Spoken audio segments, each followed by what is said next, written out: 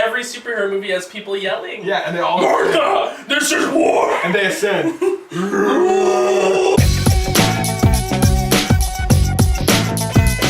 Hey everybody, welcome back to Geek Squatch. My name's Matt. I'm Luis. And this is our spoiler-free review for The Nice Guys, directed by Shane Black. Yeah, so it is starring Ryan Gosling, who is just magical being. Anyone who denies that is out of their damn mind. And also Russell Crowe, who was a being. He was a gladiator once. God, he was. He killed it. Now entertained. Now he's more like a marshmallow, but... Yeah, which is okay. I still love it. He has a human shield now. He's cute. He's So a little cuddly. So Matt, what did you like about the movie? Yeah, my favorite part of the movie was definitely just the dynamic between Ryan Gosling and Russell Crowe. They were so funny and so different than anything we ever have seen them in before. It was just insane. That's the whole reason this movie works, is that relationship. They're just back and forth constantly and so different. It just blew me away. Yeah, I think we've seen small bits of Ryan Gosling starting to be funny.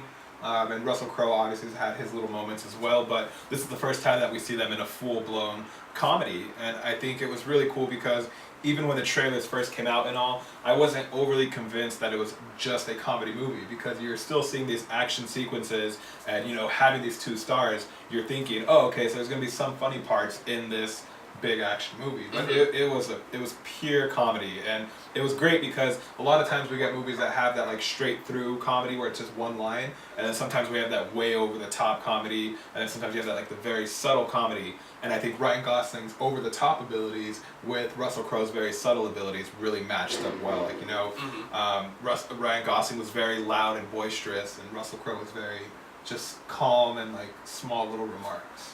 And something I also liked about this movie was the little moments that weren't comedy, that were the little pieces of heart. Either if it was between Russell Crowe and Ryan Gosling, or Ryan Gosling and his daughter, or the daughter with Russell Crowe. Like, those little moments were just...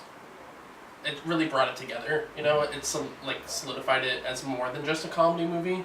And then also the action was fun. It was just complete shootout, like kind of gangster film, wild ride. It was crazy. Alright, so now we're going to talk about the bad stuff. For me, the only bad thing was, surprise, spoilers, every single person died. The entire world exploded. Didn't see it coming. I don't remember that happening in the 1970s. You weren't there for it, I remember. So, I stayed after the credits, so... Oh, it was post-credit scene. Very interesting. So what did you not like? That didn't happen. Alright, Matt, so why don't you tell us a little bit about the bad, or what you did. Maybe not the bad, but just what didn't work as well as it Yeah. had. So, something that just didn't work for me was kind of the plot. It wasn't bad in any way. I was interested in it, but it wasn't anything special, which is fine. I don't think that was the point of this movie. The point of this movie was that relationship between Ryan Gosling and Russell Crowe, and it did have a basic plot. That's all I kind of had a problem with. It kind of fell into those basic kind of buddy cop cliches or detective story cliches, and it did run a little bit long. I mean, that was all I really had a problem with. And then there are a few sequences that are kind of jarring, that...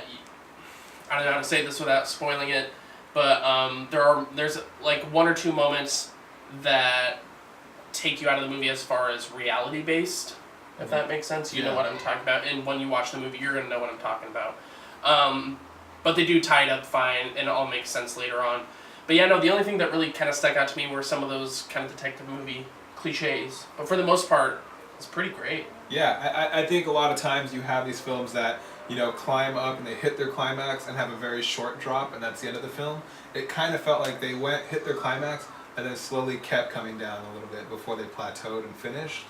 So in terms of that dragging out, it just seems like the climax came too soon before the movie ended, if that makes sense. Yeah, right at the start of the third act, it kind of dropped. Yeah. And you're like, oh, is this the ending? And then it kind of petered up a little bit. Yeah. And yeah. Yeah, no, so I still fully enjoyed it, though. It was still fantastic, but I understand what you're saying in terms of that little bit of dragging out with it. But the cliches, I was more 50-50 on, because I think that a lot of it was very intentional, which made it even better. Because, I mean, it's the 1970s. Yeah, it was honoring those kind of buddy cop movies, which is fine. It's just when...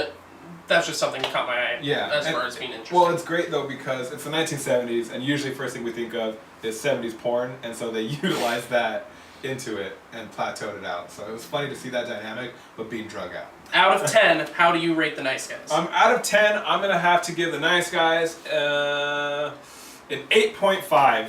I thought it was brilliant. I thought it was fantastic. I think the only thing that knocks it down a peg for me was how some of those cliches played out, but also just the pacing of the film. I felt like once we got about halfway in and a character was introduced, I kind of figured out right away who it was or what was happening, and I felt like they revealed that too easily. I honestly feel exactly the same way. Solid 8.5 out of 10 for those exact same reasons. Kind of a cliched villain, cliched kind of tropes, but honestly, the dynamic between the two actors is just blew you away, and it's like nothing you've ever seen before. I want to see more of them. Hey, guess what? You made it to the end of the video. We are wrapping up. So, tune in next week as we watch Ivan Ooze and Teenage Puberty Mutants. AKA X-Men Apocalypse. Yes. Thank you for watching, everyone. Please like, subscribe, and share it. And comment on it. Check out all of our social media. We got Twitter going. We got Facebook going. We got YouTube going. Say what? No one knew that. And then we should be getting some new ones soon because we have some pretty cool people coming in to help. So, like, comment, share everything. #Geek Squad. Thanks for watching!